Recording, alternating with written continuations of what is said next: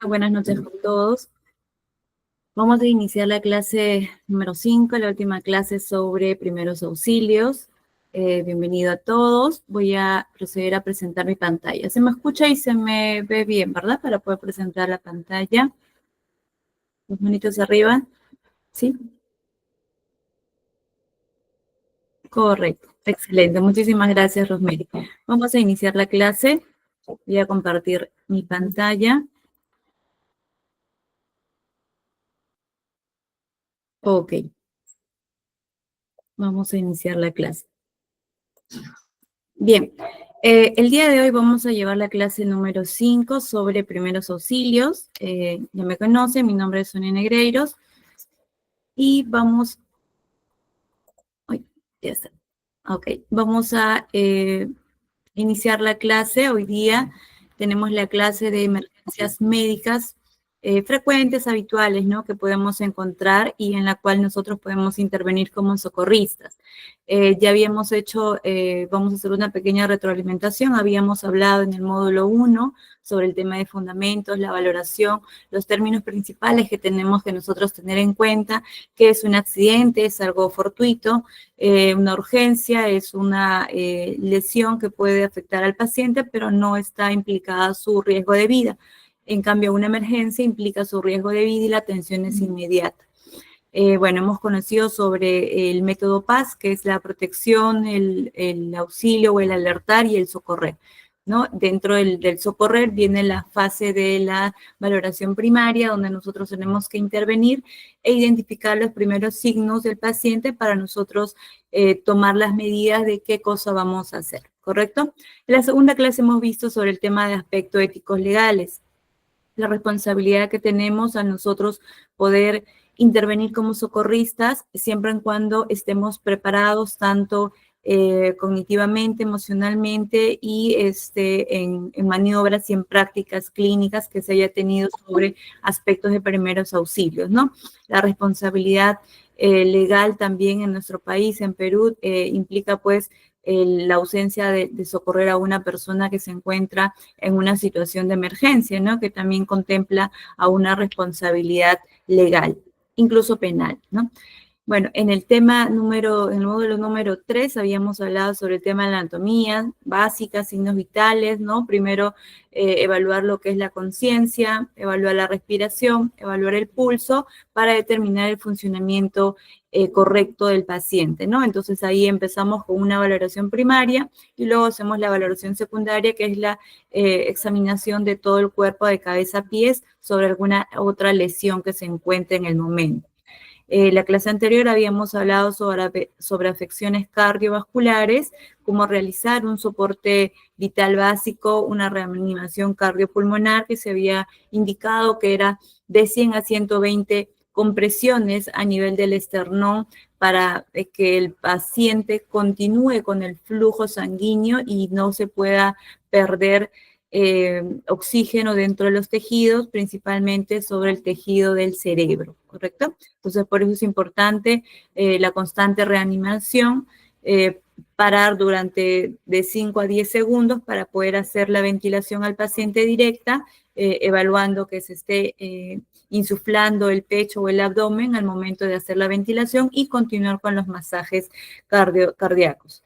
El día de hoy vamos a ver sobre las frecuencias en emergencias habituales que podemos nosotros llevar a cabo, ¿no? A ver aquí, ya.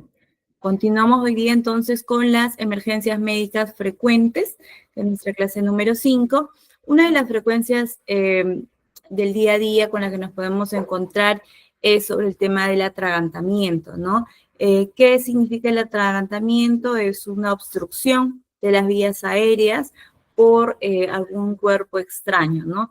Es decir, en el momento en que nosotros podamos tener un accidente de este tipo, tenemos que evaluar si el paciente presenta los signos de respiración, habla y el toser. Entonces, de eso determinamos si es un atragantamiento completo o es un atragantamiento parcial.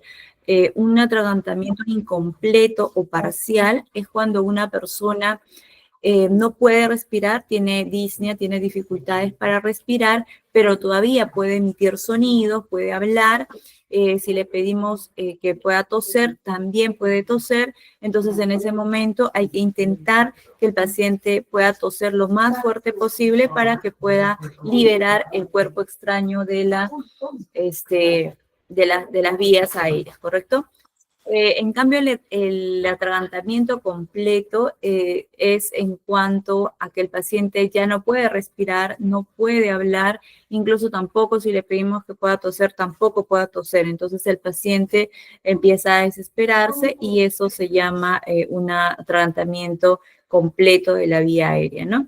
En este caso nosotros vamos a realizar la maniobra de Heimlich, que es una maniobra donde nosotros colocamos la mano por arriba del ombligo del paciente, nos colocamos en la posición posterior, atrás del paciente, y con una mano con el puño y la otra con la palma, colocamos nuestra mano por encima del ombligo y realizamos una maniobra de adentro, aplastamos hacia adentro y luego subimos hacia arriba en un solo movimiento inmediato, ¿correcto?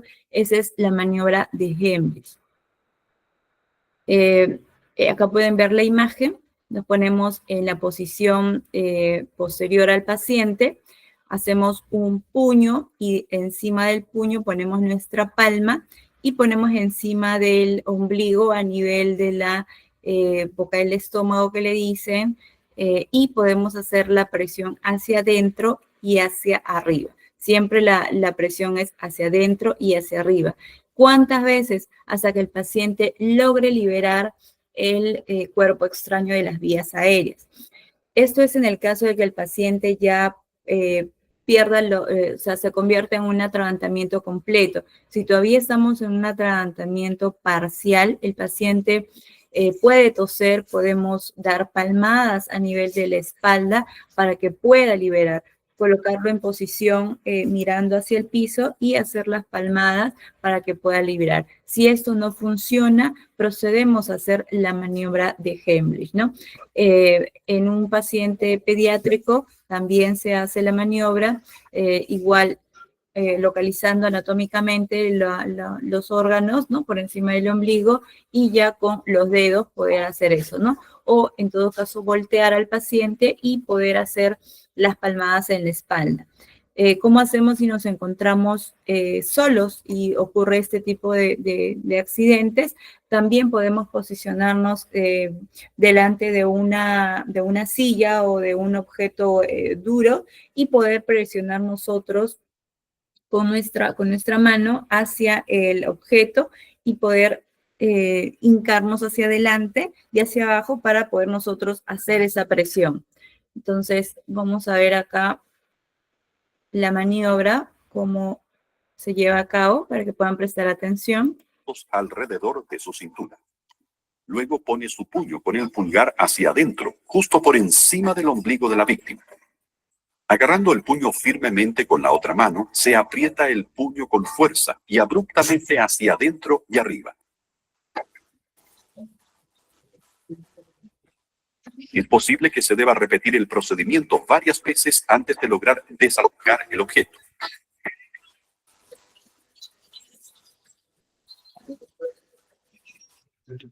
Correcto, entonces no hay una cantidad suficiente de poder hacer las maniobras, sino es que tenemos que realizarla en forma constante, frecuente, no hacerlo una vez, esperar 2, 3 segundos, no, sino que sea esto constante para que el impulso que nosotros provoquemos pueda expulsar el paciente ese cuerpo extraño, ¿correcto? Entonces la maniobra es constante para que el paciente pueda lograr liberar la vía aérea, ¿no?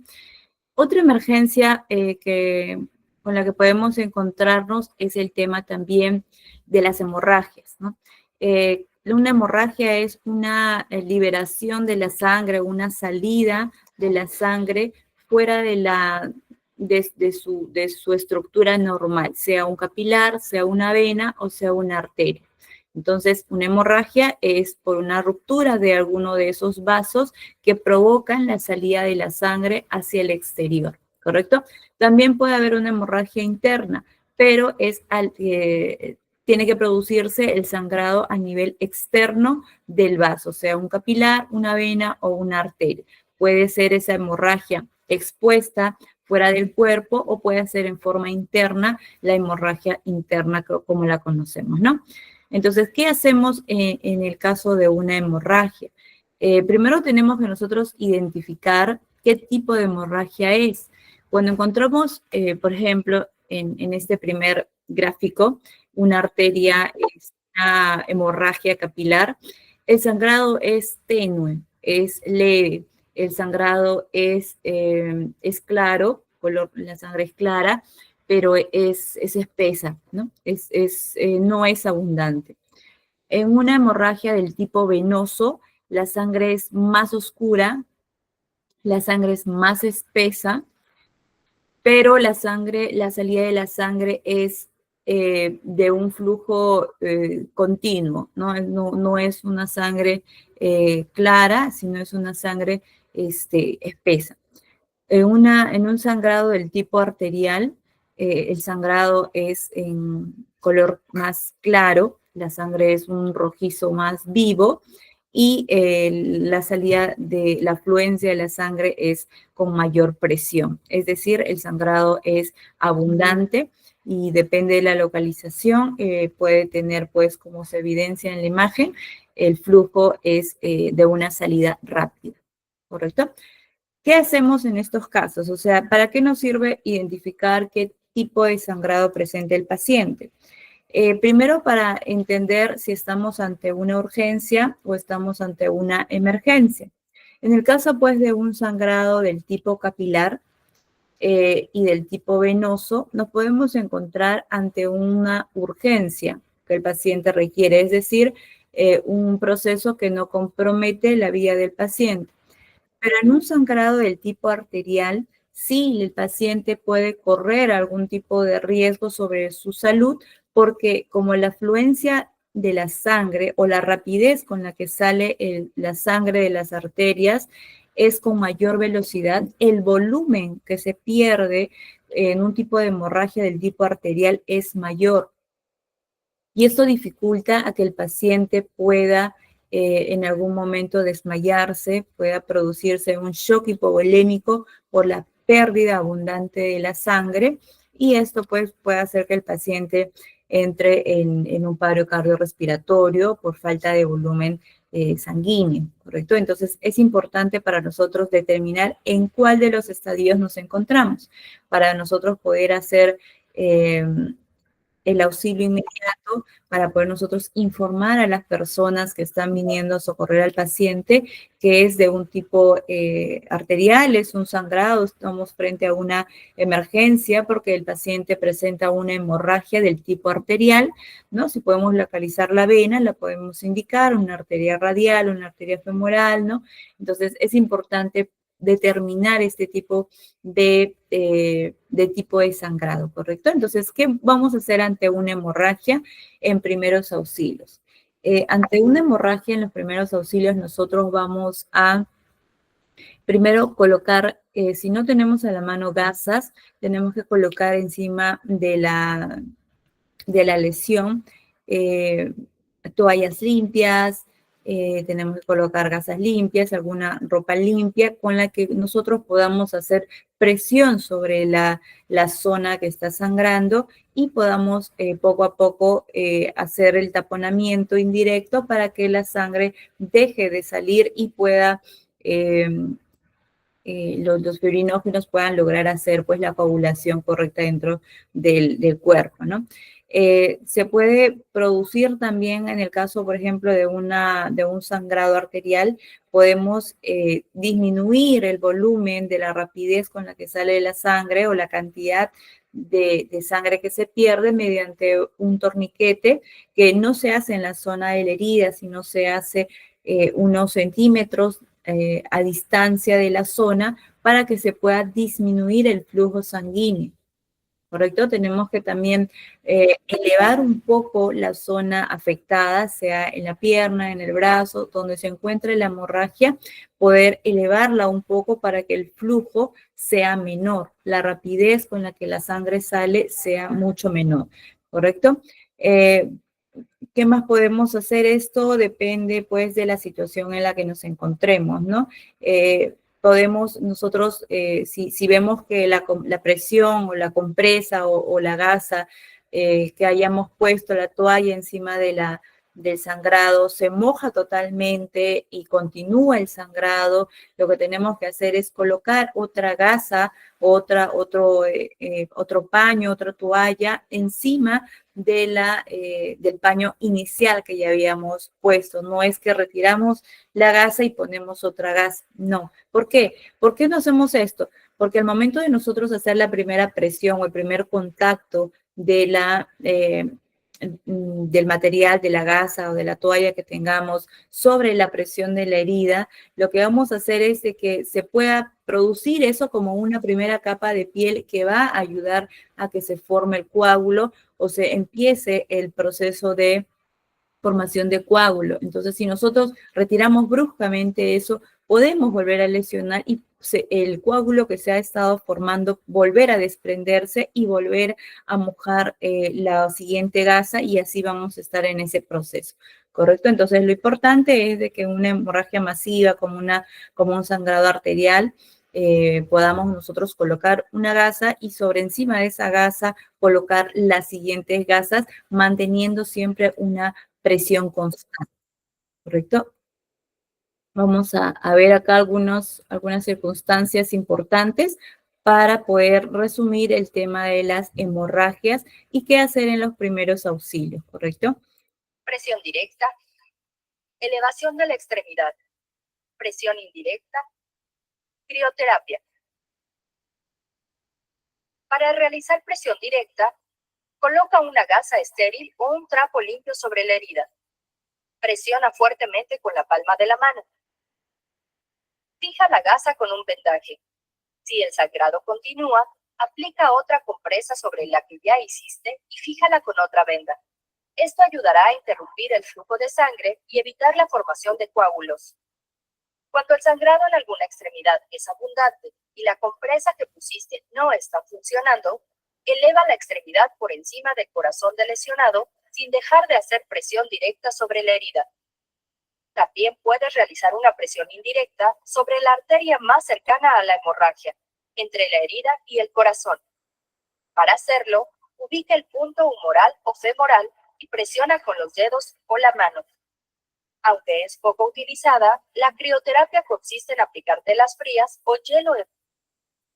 Entonces, es importante que siempre entendamos sobre el tema de la hemorragia, que nosotros tenemos que hacer la presión directa, elevación de la extremidad. Que tenemos que hacer siempre, evaluar dónde se encuentra la hemorragia, la herida, para nosotros lograr siempre disminuir el flujo sanguíneo. Es decir, podamos hacer una elevación del brazo, de la pierna, donde se encuentre, para disminuir el flujo sanguíneo en ese momento.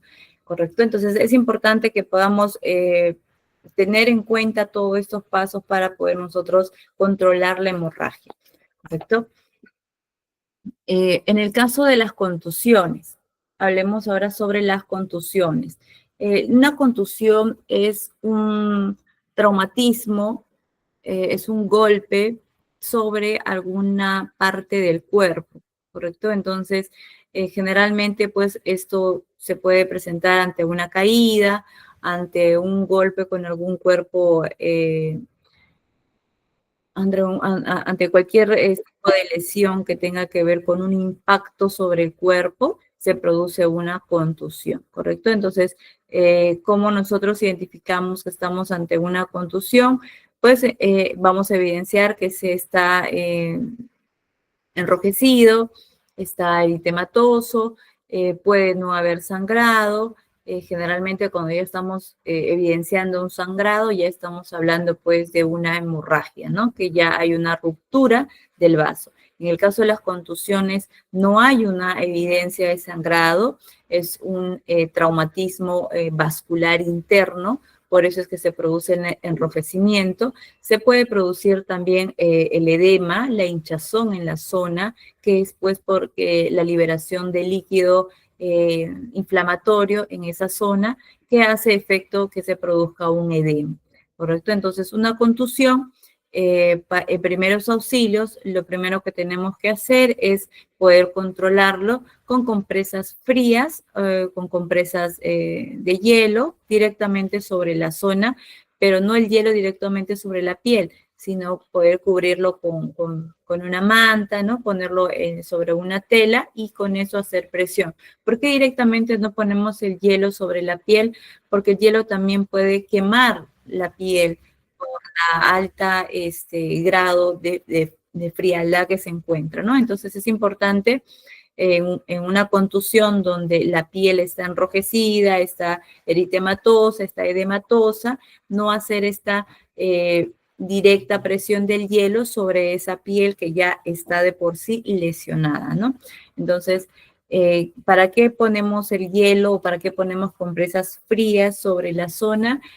Principalmente para disminuir el aporte, para producir una vasoconstricción, es decir, que los vasos puedan hacer una disminución del flujo sanguíneo sobre esa zona para evitar que pueda producirse una hinchazón mayor, un edema mayor y que solamente pues pueda empezar a desinflamar toda esa zona, ¿no?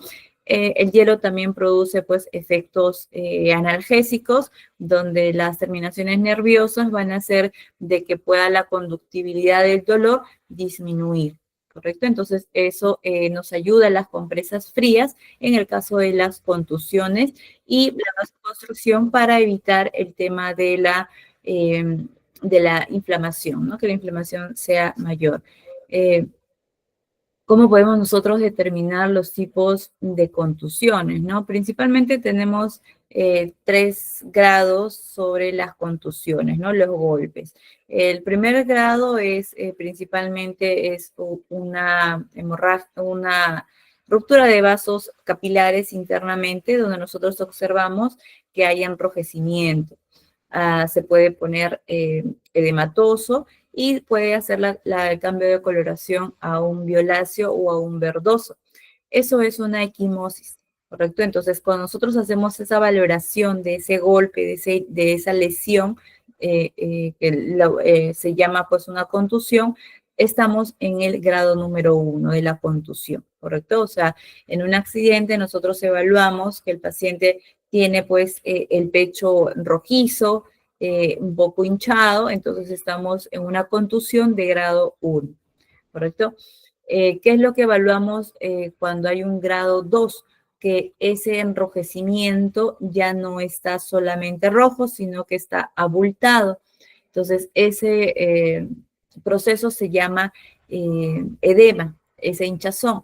Y está enrojecido, está verdoso, eso se llama hematoma, ¿correcto? La hinchazón, el edema solamente es una hinchazón. Ya hematoma es cuando hay una ruptura de capilares internos que han producido que se pueda haber una vascularización interna mayor y que se haya puesto rojo y está morado, está violáceo. Eso ya es una contusión de grado número 2, ¿correcto? Entonces, grado número 1 es una lesión roja, una lesión violácea o morada, y una de grado 2 ya se produce una hinchazón, un edema, un hematoma.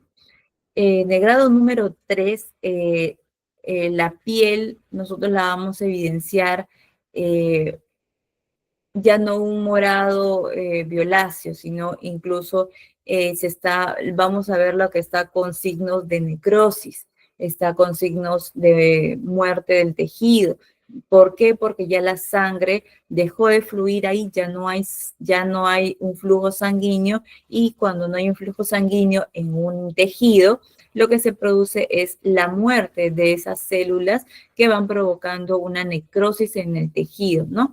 Generalmente pasa pues en los aplastamientos, ¿no? Cuando, no sé, se cae una piedra encima de un dedo, ¿no? Y vemos que está rojo, luego se pone morado, ¿no? Entonces poco a poco deja de haber irrigación en esa zona, ya luego vemos que se pone medio negro, eso ya es un tejido muerto, eso ya es una necrosis, ¿no? Y eso muchas veces, por ejemplo, en los accidentes, cuando ocurre por aplastamiento, los accidentes de tránsito, cuando queda pues la pierna atrapada entre los fierros retorcidos, o cuando hay una caída pues de un derrumbe, ¿no? De un terremoto, y hay un aplastamiento de concreto sobre las extremidades, ocurre que por la presión constante y el golpe que ha tenido esa parte del cuerpo, empieza a existir el flujo sanguíneo y ese tejido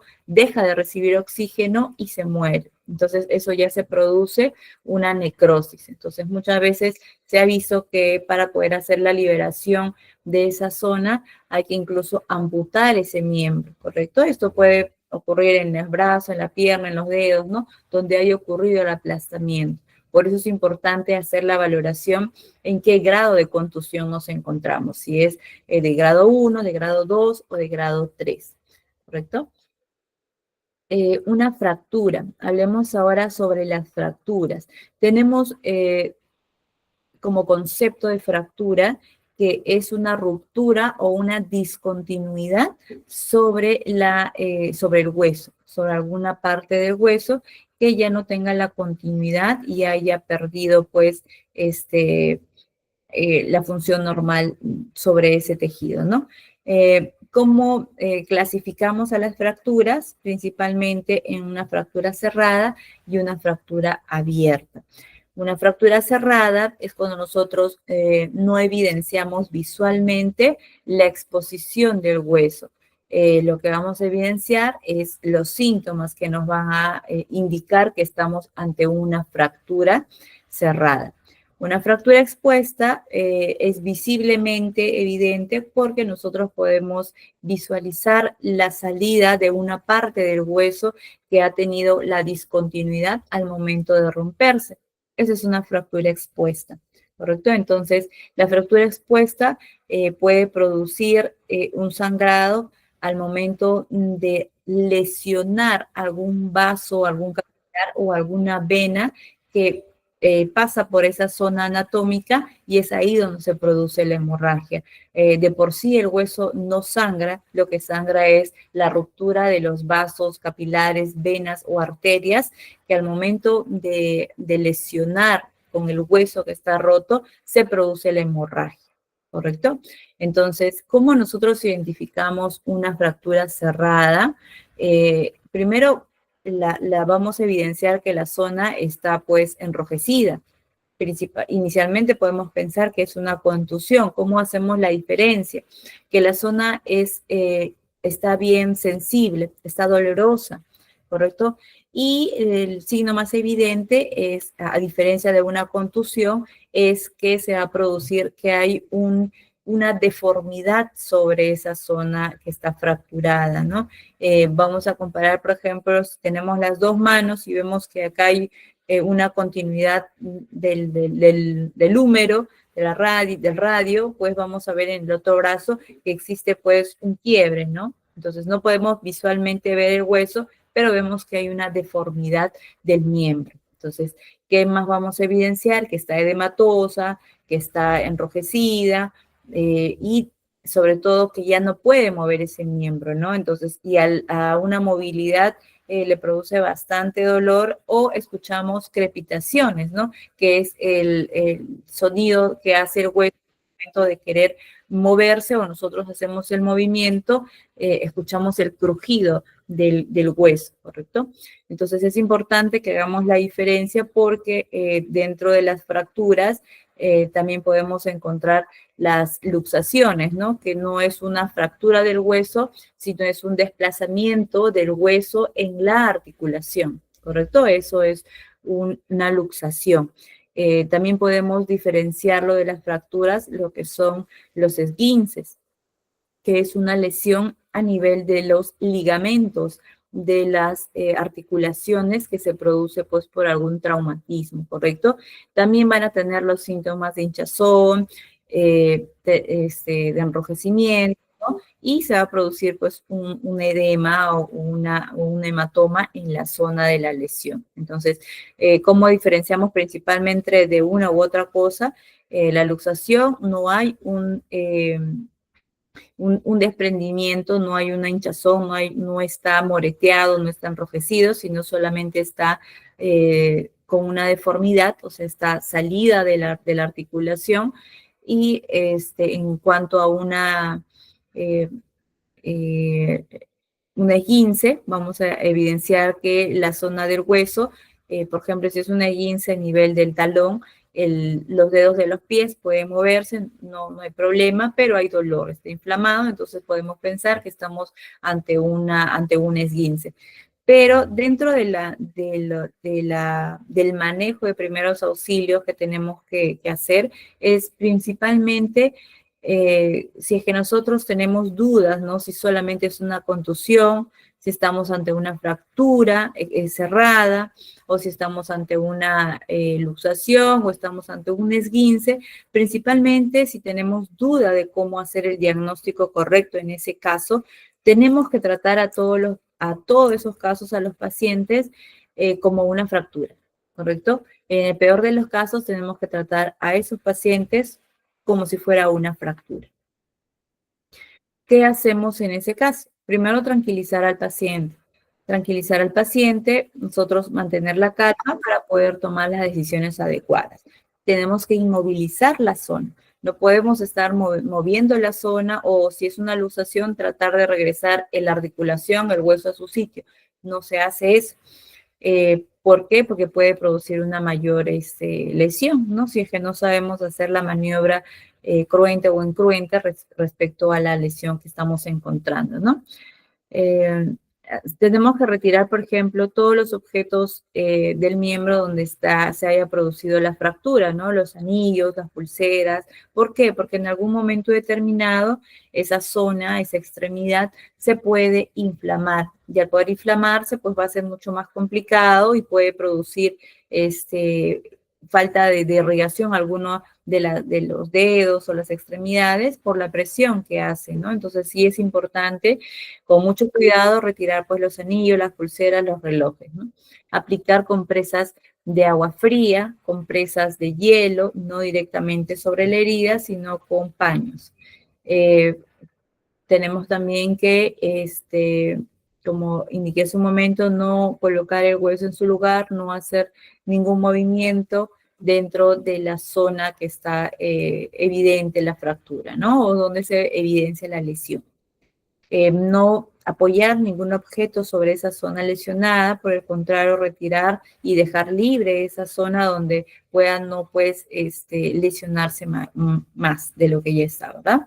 Y sobre todo informar al personal, ¿no? Informar al personal, sea por teléfono o a la persona que ya está viniendo a socorrer, cómo hemos encontrado al paciente, qué es lo que hemos realizado, ¿no? Le hemos puesto compresas de agua, compresas frías, ¿no? Indicar al paciente si es necesario perulizarlo, indicarle cómo lo hemos hecho, ¿no? Esas situaciones es importante al momento de dar al paciente al socorrista, ¿no? Veamos acá un video sobre esas 3 diferencias para que ustedes puedan entender qué se hace en cada caso. Pueden ocurrir en cualquier situación. Y si bien muchas veces no suelen tener mayores consecuencias, en ocasiones pueden causar lesiones graves en un músculo, hueso o articulación. Revisa algunas recomendaciones sobre qué hacer frente a un accidente. Luxación. Lesión de una articulación en la que los extremos de 2 o más huesos se salen de sus posiciones normales. Esguince. Lesión que afecta tendones y ligamentos de una articulación. Fractura.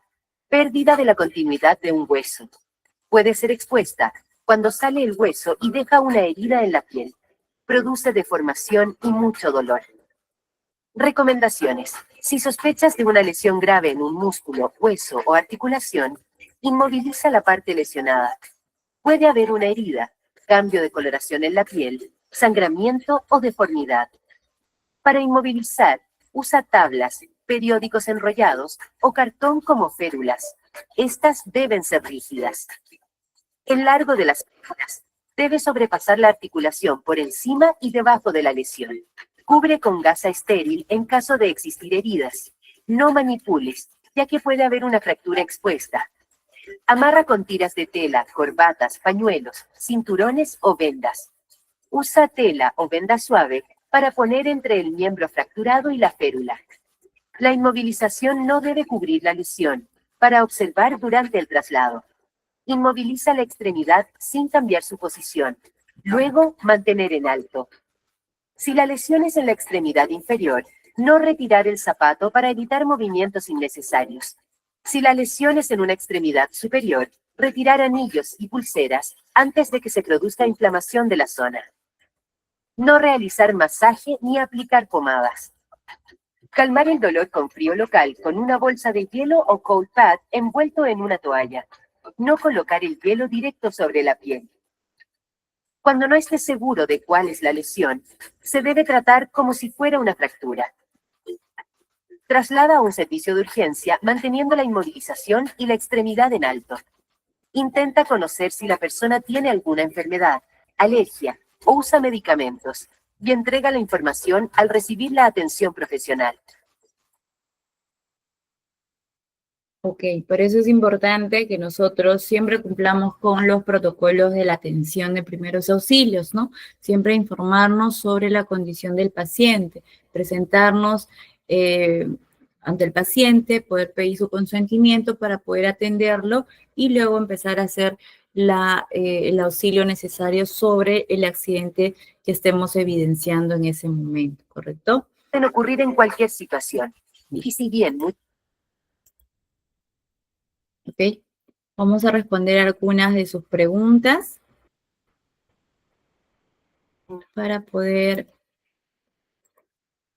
Correcto. A ver, Félix nos pregunta cuáles son los productos básicos que debemos tener para atender una herida y evitar una hemorragia masiva.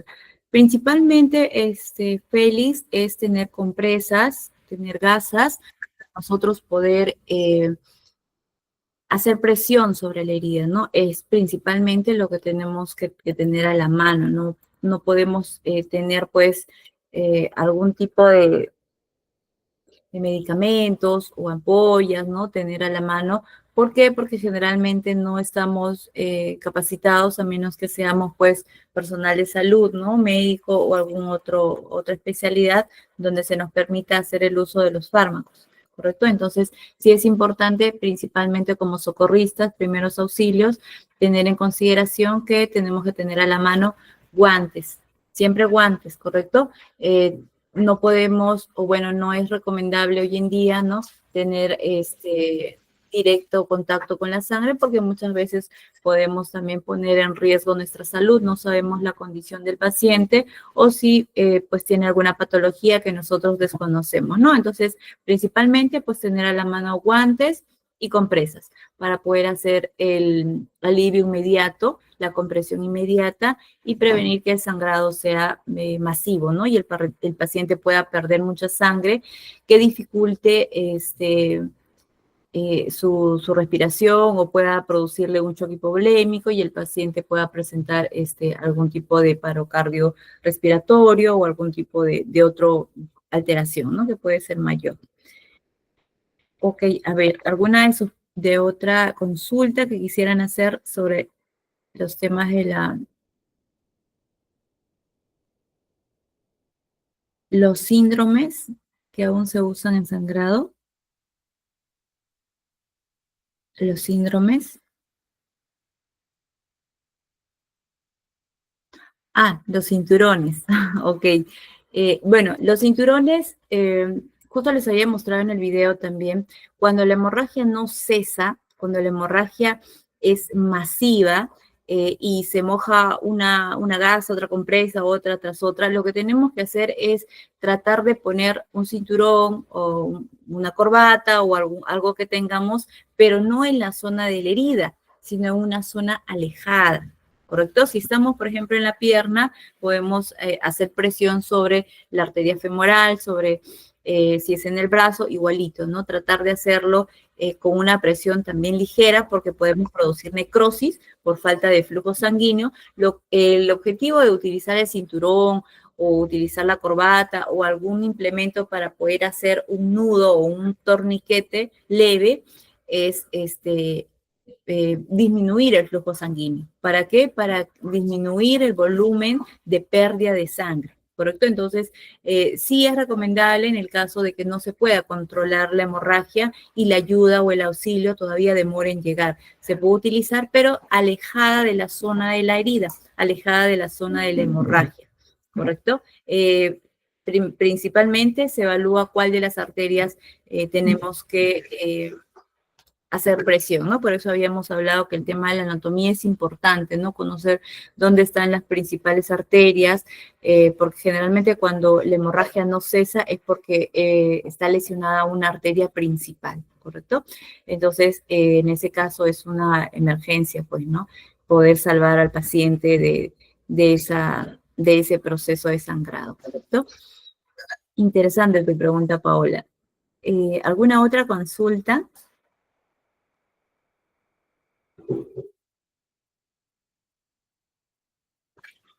Aquí los leo. Algunos han ingresado un poco tarde, me parece.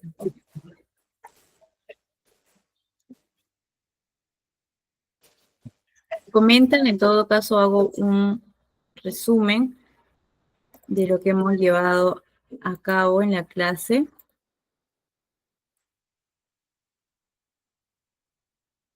Ok.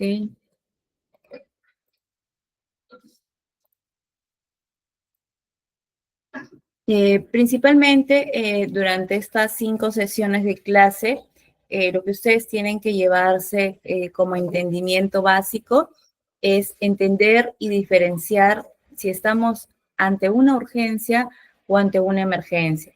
En el caso de un sangrado masivo, de un sangrado que sale abundante y no cesa, estamos ante una emergencia, ¿correcto? Ante una emergencia. Si el paciente está consangrado y podemos controlarlo haciendo presión con una gasa y vemos que ya que cesa el sangrado, entonces podemos tratarlo como una urgencia e informar a los paramédicos de la situación, ¿correcto? Para protegernos es importante tener a la mano pues guantes para poder evitar cualquier tipo de contaminación cruzada que pueda existir con la sangre del paciente, ¿correcto? Dentro de los aspectos legales habíamos indicado que es importante siempre mantener la reserva sobre las actuaciones que hagamos y sobre la situación vulnerable del paciente, ¿correcto? Muchas veces en una situación de emergencia el paciente no brinda el consentimiento para que sea grabado, para que esas imágenes, esos videos sean difundidos, ¿no?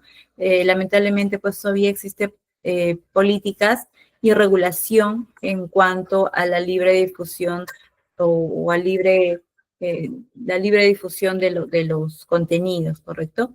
Pero siempre, pues, tratar de mantener siempre la ética, ¿no? En cuanto a la atención a los pacientes.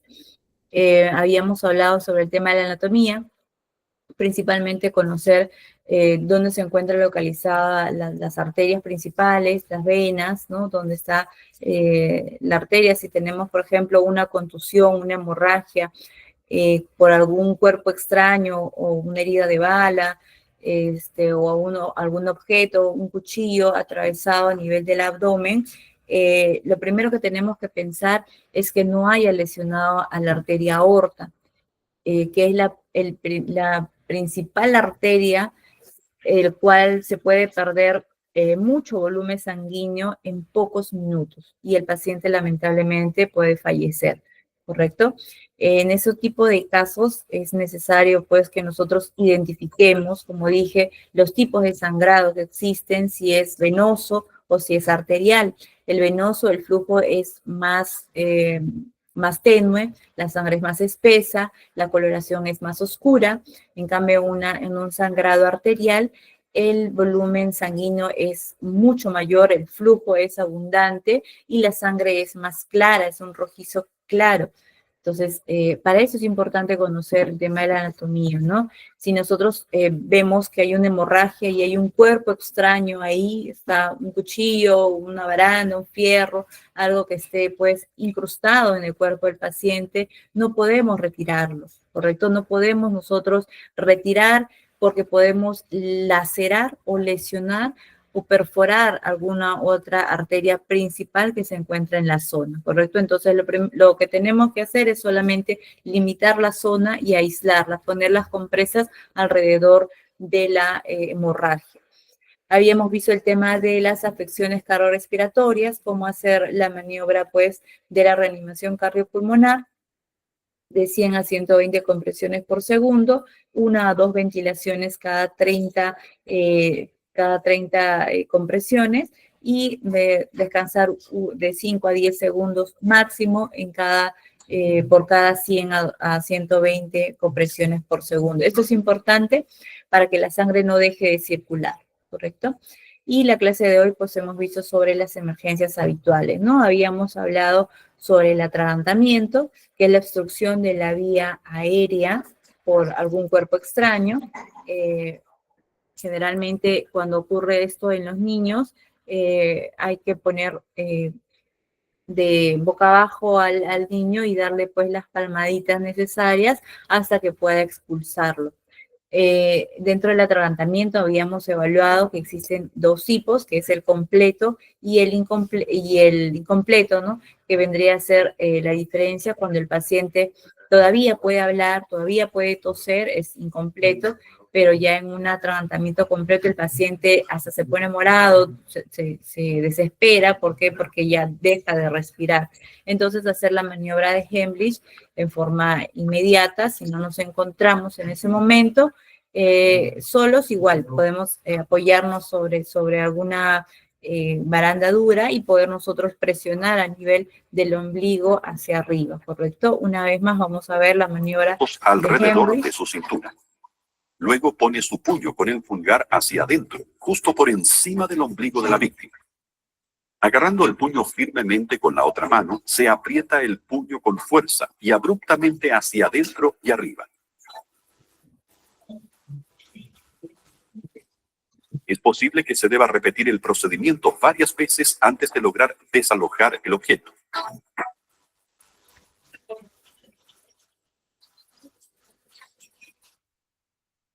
Correcto.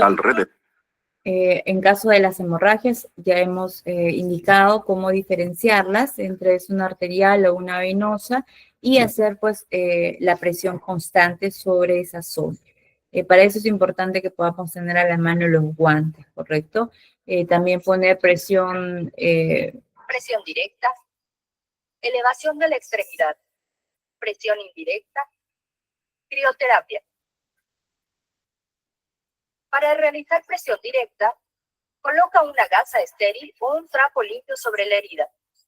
Presiona fuertemente con la palma de la mano. Fija la gasa con un vendaje. Si el sangrado continúa, aplica otra compresa sobre la que ya hiciste y fíjala con otra venda. Esto ayudará a interrumpir el flujo de sangre y evitar la formación de coágulos. Cuando el sangrado en alguna extremidad es abundante y la compresa que pusiste no está funcionando, eleva la extremidad por encima del corazón del lesionado sin dejar de hacer presión directa sobre la herida. También puedes realizar una presión indirecta sobre la arteria más cercana a la hemorragia, entre la herida y el corazón. Para hacerlo, ubica el punto humoral o femoral y presiona con los dedos o la mano. Aunque es poco utilizada, la crioterapia consiste en aplicar telas frías o hielo de... La crioterapia generalmente cuando es una hemorragia venosa, ¿correcto? En el caso de las contusiones, habíamos indicado los grados de contusiones, ¿no? Tenemos que evitar que el tejido pierda la vascularización porque podemos estar en una contusión de grado 3 cuando ya el tejido perdió la oxigenación y comienza a necrosarse, ¿correcto? Entonces evitemos llegar a ese punto, evaluemos adecuadamente si estamos ante una contusión de grado 1, 2 o 3, ¿no? Que la primera es un enrojecimiento, un moretón, se llama equimosis, la segunda ya tiene que ver con un hinchazón, se llama hematoma, y la tercera ya pues con la muerte del tejido. En el caso de la fractura habíamos visto dos tipos de fractura, la fractura abierta, donde hay una exposición del hueso y esto pueda lesionar algún vaso y ahí se produzca la hemorragia. En caso de una fractura cerrada, se produce una hemorragia interna que puede producir también pues edema, deformidad y luego pueda sentirse pues crepitaciones, ¿no? En el caso de las fracturas, tenemos que tratar de inmovilizar la zona. Si estamos preparados, poder hacer una férula, sea con cartón, con tablillas, con maderas, para poder evitar que esa zona lesionada se pueda, pues, fracturar más o la fractura se pueda desplazar y lesionar otros tejidos internos como los vasos, ¿verdad? Tenemos que retirar inmediatamente los utensilios de la mano que puedan al momento de inflamarse la mano, pues pueda producir un cierre de la vascularización en la zona. ¿Correcto? Pueden ocurrir en cualquier situación, y si bien muchas veces no suelen tener mayores consecuencias, en ocasiones pueden causar lesiones graves en un músculo, hueso o articulación. Revisa algunas recomendaciones sobre qué hacer frente a un accidente. Luxación. Lesión de una articulación en la que los extremos de dos o más huesos se salen de sus posiciones normales. Esguince. Lesión que afecta tendones y ligamentos de una articulación. Fractura. Pérdida de la continuidad de un hueso. Puede ser expuesta cuando sale el hueso y deja una herida en la piel. Produce deformación y mucho dolor. Recomendaciones. Si sospechas de una lesión grave en un músculo, hueso o articulación, inmoviliza la parte lesionada.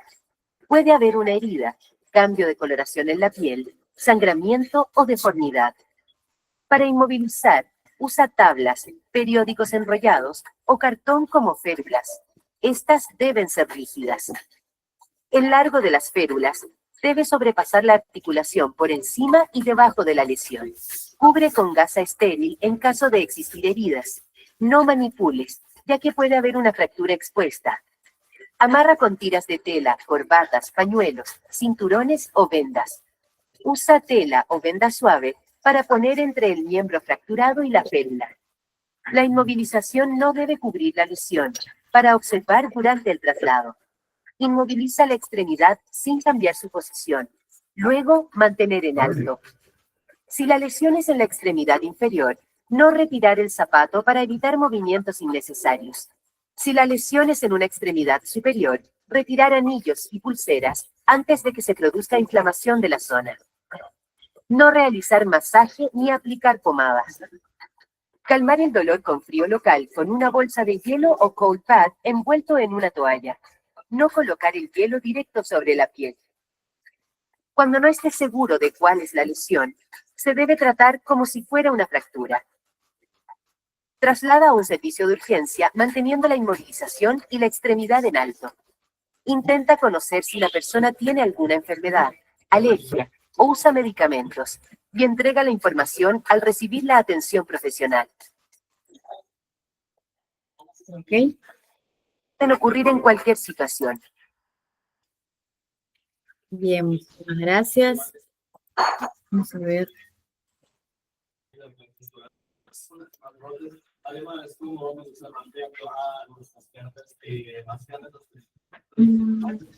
Félix nos pregunta, ¿echarle agua sobre la zona? No es recomendable echarle agua sobre la zona porque ante una hemorragia estamos en el caso pues de que hay una apertura de la vía externa, o sea, del medio ambiente, y si nosotros echamos directamente agua, podemos pues infectar al paciente, ¿no? O puede pues el paciente está descompensado, no sabemos en qué condición está y podemos producir una infección posterior, ¿no? Entonces, sí es recomendable poner compresas limpias, sí es recomendable, podemos hacer eso y presionar constantemente, ¿no? Es lo recomendable en el caso de las hemorragias, ¿correcto? Bueno, a ver, los escucho si no hay alguna otra consulta. Nos despedimos el día de hoy por ser la quinta clase. Y bueno, espero ya encontrarlos en otras clases que realiza pues la institución. Y cualquier contacto que quisieran sobre las clases, la grabación, ¿no? Los materiales, lo pueden coordinar directamente con los administradores del grupo, ya ellos le van a orientar sobre la certificación que ustedes soliciten también, y bueno, estamos a disposición, ¿no? Entonces, bueno, a ver si es que alguno quisiera consultar algo.